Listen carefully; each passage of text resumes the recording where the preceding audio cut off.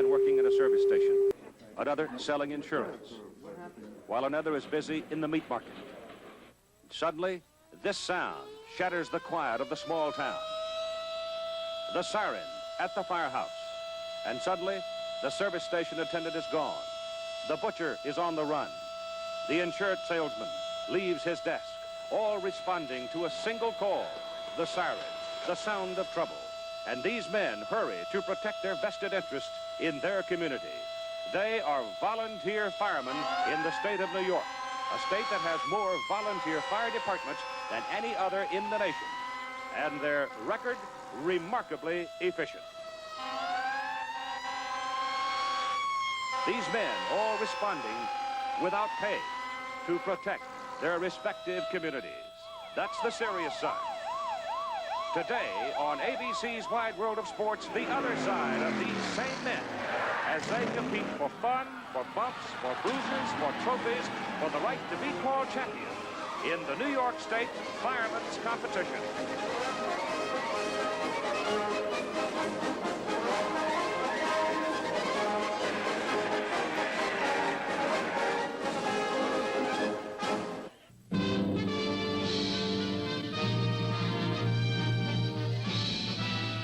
Spanning the globe to bring you the constant variety of sport, the thrill of victory, and the agony of defeat. The human drama of athletic competition.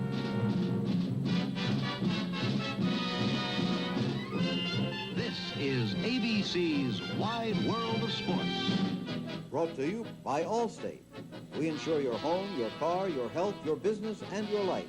You're in good hands with Allstate. And by Tuborg Gold, the golden beer of Danish kings, now brewed in America and affordable to everyone.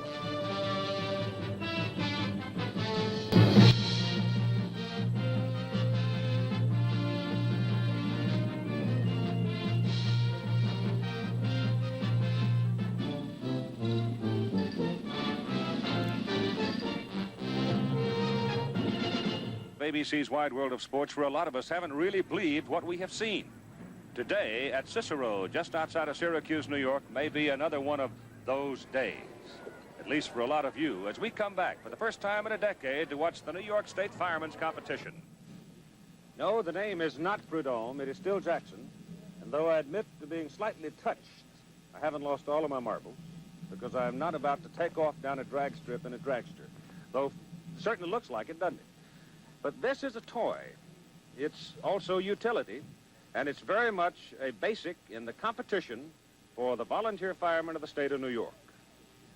This vehicle, paid for out of pocket, hand-built by the men from St. James Fire Department down on Long Island, will go plummeting down here.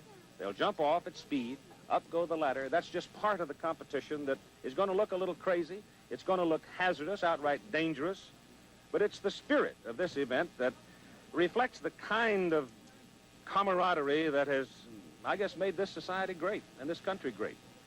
It's an unusual thing. We're a group of men back in the horse and wagon days, back in the 1880s, got together and started competing. Firemen. It's also part of their training. It's a motivational thing to keep them in shape, and it pulls them together. In the 1900s, they started adding vehicles, trucks, and now you have this, a dragster that goes roaring off down through here. It's wild, a little bit crazy, but it's fun. Now, these semi-dragsters are going to be used in our first competition we'll see, called the Class C hose. And it works this way. You have a driver sitting in there to handle the vehicle very carefully. Then you have a team of men on the back, and they travel 475 feet from the start line to the hydrant where a stop has to be made. Not a total stop, just slow down. Then another 175 feet where the nozzle has to be put on the hose, and they try to hit a target that's electrically timed. We're going to watch the ISLIP Wolves as our first team in the Class C hose. They'll come screeching off that line as fast as possible with Bill Matthews, an electrician, driving. The man buckling at the hydrant will be Ed Balavka, an executive. They're on their way with the nozzle man, Jack Kaysen, and the breaker, Mike McKenna. Here's the first stop, burning a lot of rubber. Only one man gets off. That's the coupler, Ed Balavka. He can't hang on. The hose jerks right out of his hands. So they don't have a chance. No time for the ISLIP Wolves. They gamble on having one man at the hydrant, and it did not work. Ordinarily, you'll see two men at the hydrant, one handling the hose while the other one couples, and then two men down to break the hose and put the nozzle on. The driver here is Richard Schrieffer, Jr. He's a chauffeur by trade. Is that fair? Got him flying. Now, make the slow down here as smooth as possible. He slowed it very well. At the coupler, it is Gregory Besta Carpenter. Cannot get the hose on.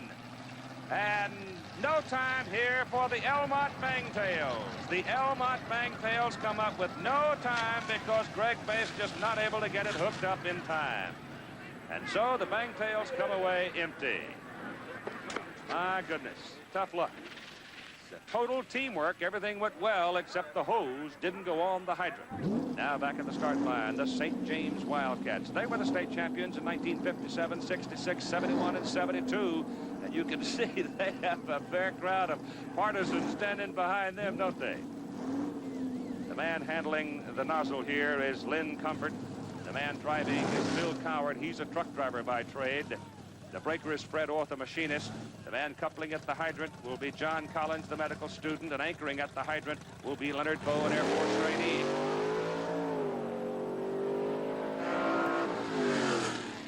Good, smooth stop. He's slowed a little sooner than some of the others have. Let's see if they can hook it. Yes, the hose is hooked. Now the nozzle. All right, not bad. They hit the target in 14.33 seconds, the St. James Wildcats. We'll have some more of this in just a moment. As we continue our coverage of the New York State Volunteer Firemen's Competition, out of that tank through a pump truck into the hydrant. And we're continuing now with our C-Class hose competition, where they're using these wild, crazy semi-dragster vehicles to come screeching down. And we look at one of the most unusual of all vehicles, Lindenhurst Snails, and they've got a six-wheeler driven by Doug Shivas, a metal fabricator who built it. They put that double wheel system on the back trying to get a little braking advantage, but so far it's resulted in a little fishtailing for them. So let's see what happens here for the Lindenhurst Snails. Oh, burned a lot of rubber. Couple of guys fall down at one end and then both go down at the other end. And the hydrant anchorman, Desjardins, looked to me like he went down very, very hard. There'll be no time for the Lindenhurst Snails because the coupler, John Tanner, an electronic engineer, and the breaker, Tom Marino, a welder, just simply couldn't get him nailed down in time. Michael Francazuri also took a tumble on that. We see that little fishtailing, and the two guys came off the back. They just really couldn't get their balance, and then more fishtailing, and Desjardins went down very, very hard. But he seems to be all right as he limps away. So no time for the Lindenhurst Snails.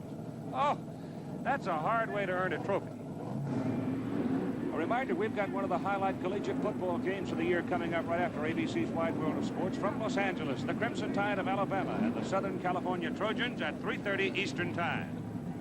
Right now, let's concern ourselves with the West Carthage Hornets, ready to come off the starting line with Bob Miller, an electrician, doing the driving.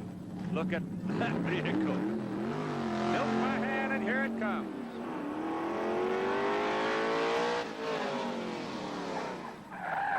All right, the hydrant men are off in good shape. The coupling by Kevin Sturia. Good.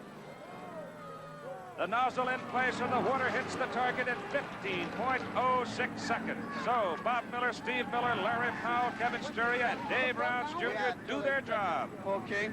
These people used to hold the record in the sea hose competition. About 15,000 people here watching at Cicero, New York. Well, sweep away some of the excess water. And we'll have a look now at the Manhasset Lakeville Minutemen with Dennis Casey, a hospital orderly, ready to drive them.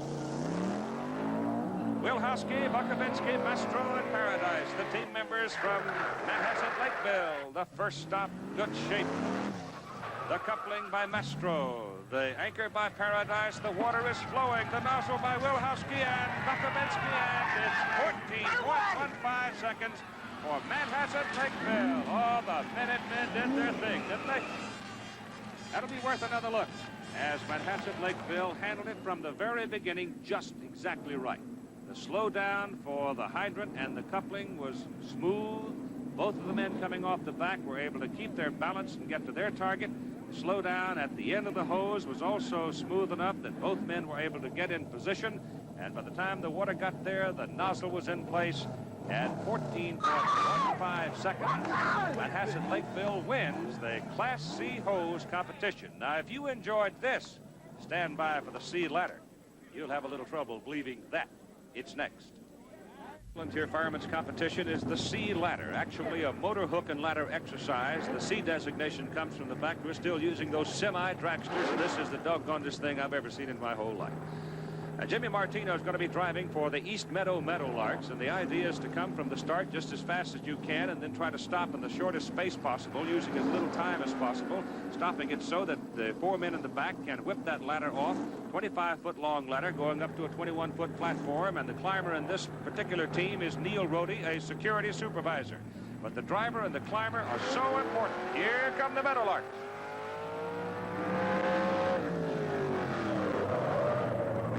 Oh, no. Down goes the climber, Neil Rohde. He's the first man stepping off to the left side of the truck, and he took a tumble. I don't believe that Jimmy Martino was able to get the vehicle on a straight line and hold it there. Burning rubber, not able to get it to a speed in which the diggers, Jimmy Ahern, Paul Snyder, and the thrower, Ducky Smith, could handle, and Neil Rohde goes tumbling down. Oh, he's going to be sore tomorrow. You've got to get that thing slowed down to about 25 miles an hour. If you're going faster than that, it's pretty hard to get your feet under you. And Neil Rohde is walking away from it, apparently all right. Next off the start line, the Central ISLIP Hobos, who set the state record for this event, 1976, at 9.25 seconds. The driver here is Henry Frank. The climber is Rick Mossinger. The thrower is Don Miller. Bill McCarthy and Charles Sucamani are the diggers, and here they come. Looks like a good stop. Down goes the ladder, up goes the climber, Rick Mossinger, and he's at the top, touching the top rung and stopping the clock as his hand comes in contact with it at 9.97 seconds. Well off the state record set last year by Central ISLIP, but still a good time, less than 10 seconds for that run. Now the West Sayville Flying Dutchman with Bob Mara doing the driving, Warren Horse doing the climbing, Rick Lee Manuel, Gary Shum the diggers, and the thrower is Bill Brady. And West Sayville, in case you don't know, that's down in the heart of the clam digging country on Long Island.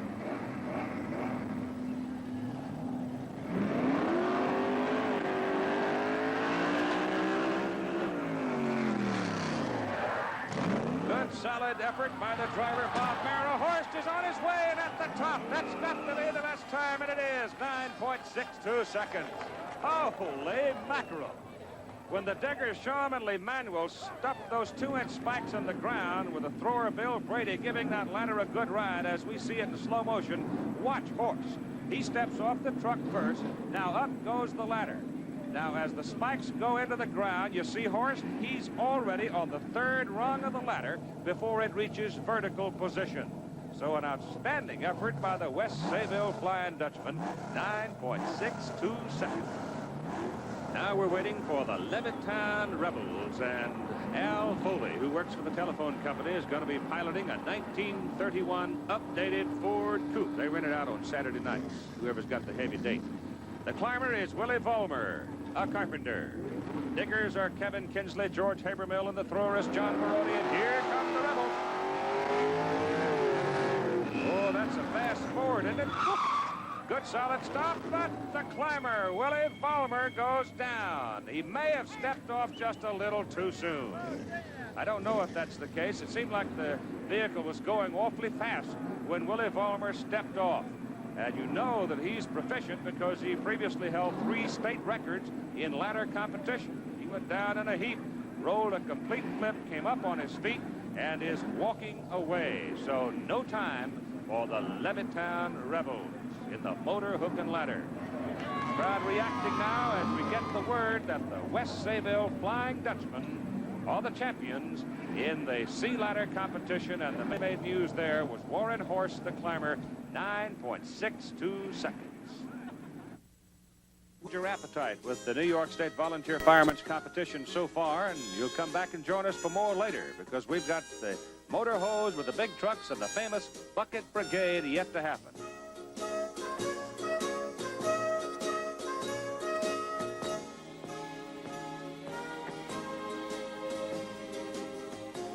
Right now, let's return to Darlington and more of the Southern 500 with Bill Fleming.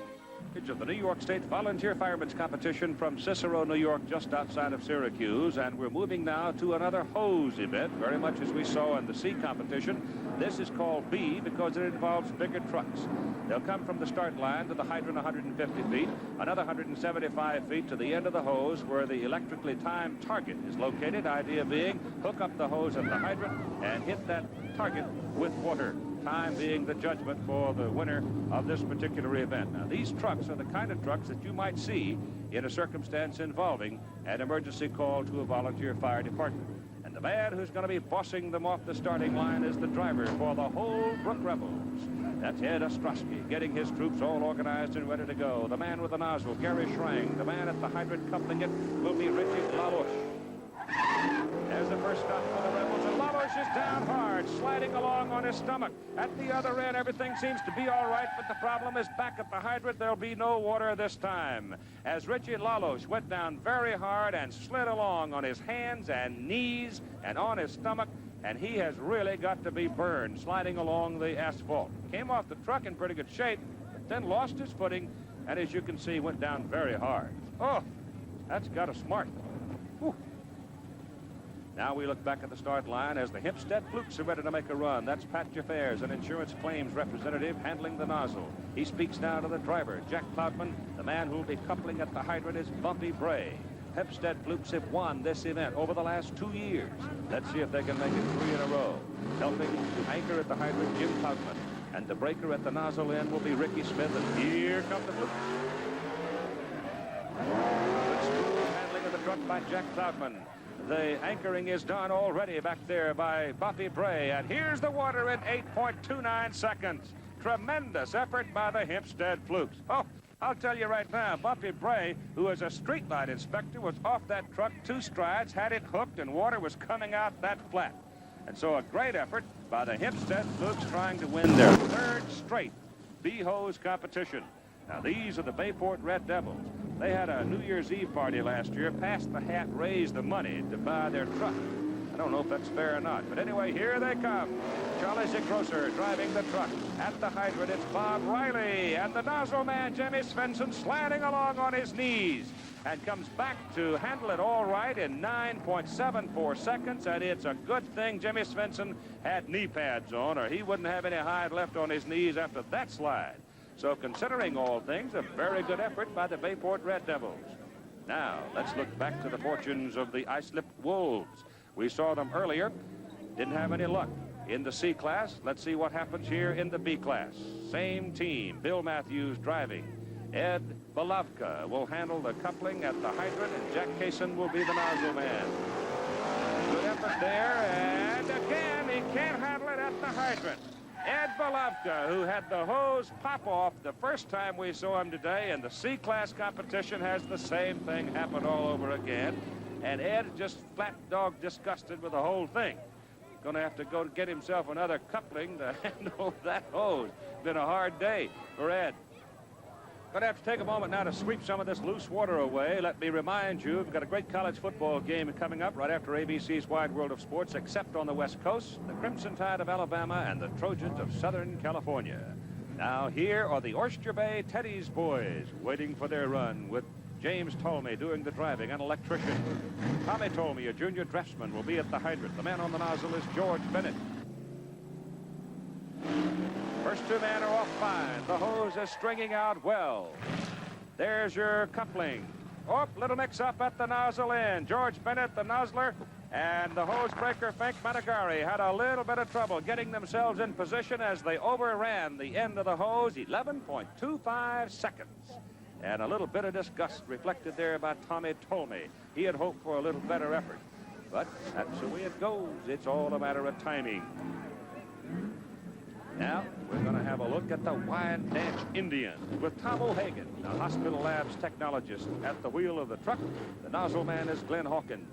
The breaker is Mike Kennedy. The man coupling at the hydrant, Steve Blasky, 17-year-old high school senior, the youngest man that we've run across in this competition so far today. Helping him at the hydrant to anchor will be mail clerk Warren Thompson.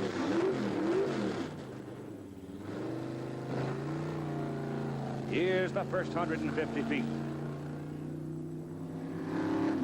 The coupler and the breaker come off fine, but then Warren Compass falls down, and he has trouble getting the hose back to the coupler, Steve Blaskey. In the meantime, at the other end, the nozzle's attached, and the weight, that's too long. 13.61 for the Wyandanch Indians. Now watch here. As the hydrant anchorman, Warren Compass, comes off the truck, falls down, and as he falls down, he sort of drags the coupler, Steve Blaskey, down. Then they got to jerk the hose back to the hydrant, and by that time has done him in. So the winners of the B-hose competition, the Hempstead Flukes, and a particularly good job by the hydrant coupler, Bumpy Bray. And I'd like to say this, if Ed Balatka is watching, Ed, you're not the only fella who had a little trouble at the old hydrant today. Watch this.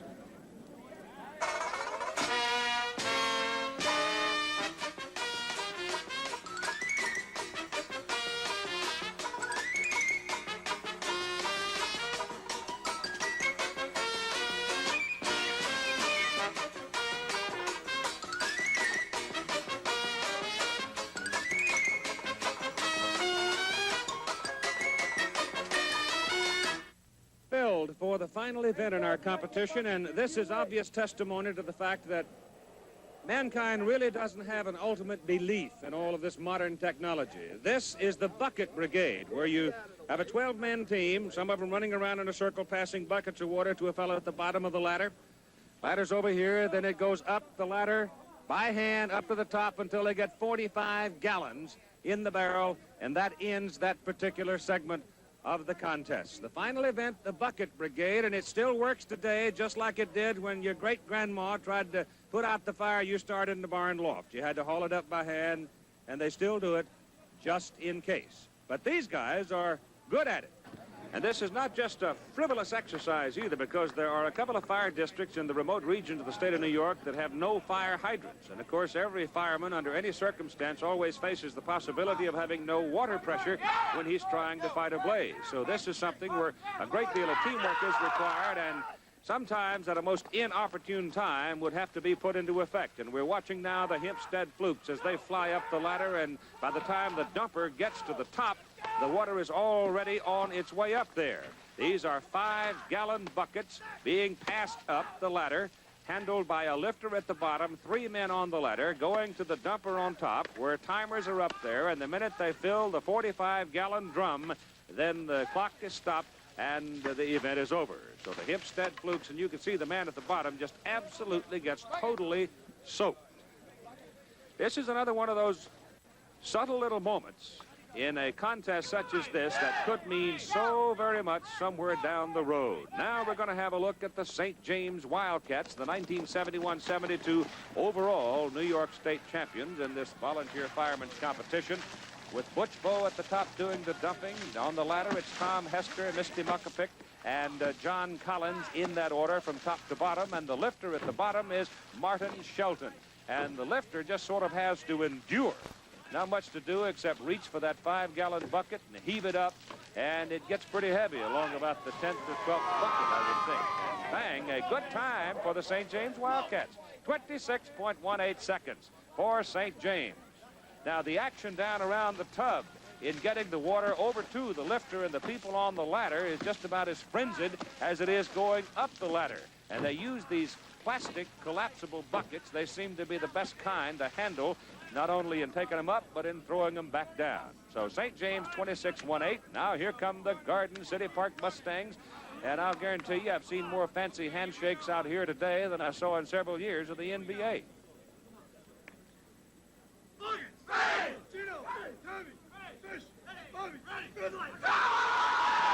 Here go the Mustangs. Up the ladder goes John Notzowitz. He's the dumper. Man at the top of the ladder will be Bob Longobardi.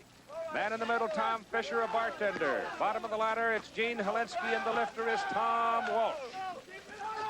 Also using the collapsible buckets as they go round and around down at the bottom. And you can see the agony building up on the lifter, Tom Walsh at the bottom. But old Tom just keeps on heaving, and he keeps on coming, and now it's full. 45 gallons, 21 feet in the air. Now everybody in the county is getting wet as the water is pouring down. There was a time when you had to use the old metal buckets, and it wasn't all that convenient. But as you can see, as we watch the Garden City Park Mustangs again, how quickly they ascend the ladder. The man on, by the time the dumper gets up there, the first bucket is there. And, of course, that's the secret. And here's the time, 25.83 seconds for Garden City Park. So you can see the Mustangs did themselves a good job. After their cheer at the start, got themselves all psyched up, and away they flew to a very good time, 25.83. Now, the West Sayville Flying Dutchman, and we've got an assortment of helmets involved in this one, and the man who's going to be dumping at the top is Warren Horst. Remember him? He's the guy that literally flew up the ladder as we watched the ladder climbing. Here they go. Watch that horse. If you've ever seen a man fly up a ladder in your life, look at him go. He could have picked an apple tree clean and been gone before the farmer knew they were missing. The man who's doing lifting down at the bottom is a 23-year-old male nurse. His name is Scott Schrader. First time he's tried this. The men on the ladder, Gary Schramm, Bill Brady, Ken Van Assenfeld, and Horst up at the top. I give the men on the ladder a little bit extra credit because they're sort of teetering and tottering back and forth, and a tremendous amount of pressure on their legs as they lift those 5-gallon buckets. And here's the time for West Sayville, 27:09. That will be good for third place in the bucket brigade. Garden City Park will finish at the top with a time of 25.83. St. James Wildcats in second place in the bucket brigade. But the overall state champions for 1977, a total of 8 competitive events, the West Sayville Flying Dutchman. Well, it's been a heck of a day. A heck of a reflection of Americana to me, because these people have taken a necessary function in their respective communities and turned it into a competition, sort of a unifying activity, I guess, for the whole community. The thing that boggles my mind is they're risking life and limb out here for a trophy. But then on second thought, I guess you do that when you volunteer to go fight a fire, too, don't you? Sun's going down and a lot of tired, aching bodies being packed up to go home and get a night's rest. And we've enjoyed very much the New York State Volunteer Firemen's Competition. Right after this commercial, we'll be going back to Darlington, South Carolina for more of the Southern 500 NASCAR Grand National Stock Car Race with Bill Fleming.